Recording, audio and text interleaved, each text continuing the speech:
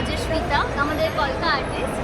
তো আমরা এখানে প্রথমবার আমরা অফিসে কাজ করি, আমরা একই কালিগ মানে একই কোম্পানির কালিগ। আচ্ছা আচ্ছা। তো আমাদের অফিসের পর আমাদের নিজেদের শখের টাইম থাকে না, তো আমরা চেষ্টা করছি কাজ করার। আর তারপরে ও হচ্ছে মানে আলপনা আগাগোড়াই করে থাকে, বিভিন্ন ধরনের বিয়ের আচ্ছা। সামগ্রী এবং যা যা রয়েছে সমস্ত কিছু করে।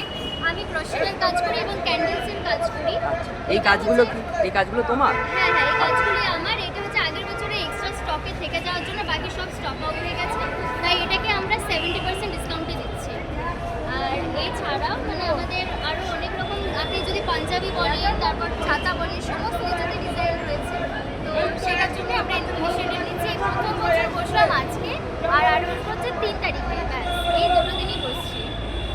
মেলার বাইরে করুণাময়ী মেট্রো স্টেশনের দিকে যেতে গিয়ে দেখতে পেলাম দুজন দিদি খুব সুন্দর সুন্দর কিছু জিনিস বানাচ্ছে। একটা দিদিকে দেখতে পেলাম যে দিদিটা কিছু হ্যান্ডক্রাফট বানাচ্ছে।